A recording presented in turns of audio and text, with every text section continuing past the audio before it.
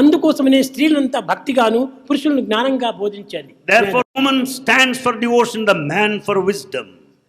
ఈ భక్తి అనేటువంటిది అంతఃపురంలో ప్రవేశించేటువంటిది. Devotion will have entry direct to the palace. జ్ఞానం అనేటువంటి యొక్క ఇది పురుషుడు కేవలం దర్బార్ హాల్ వరకు మాత్రమే ప్రవేశిస్తాడు. Wisdom, the man will have entry to the hall only. మీరు ఎక్కడైనా చూచిండొచ్చు, పూర్వ మహారాజుల యొక్క దీంట్లో దర్బార్ హాల్లో అందరూ కూడా మగవారు చేరేవారు. In fact, in the olden days, there in the king's palace, in the darbar hall, all కానీ can ఈ join. మగవారిని అంతఃపురంలో ప్రవేశపెట్టారు. But men have no entry into the palace. ఈ స్త్రీలైనటువంటి భక్తికి మాత్రమే అంతఃపురం అంతా నివాసంగా ఉంటుంది. Woman who symbolizes devotion can gain అంతఃపురము entry. అనగా ఏమి? అంతరాత్మయే అంతఃపురము.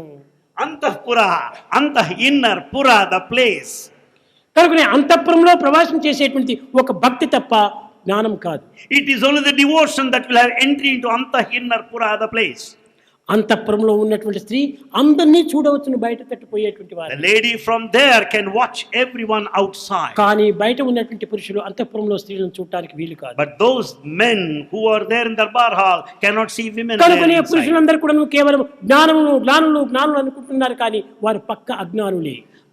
Man considers that's the one of wisdom, but actually he is ignorant.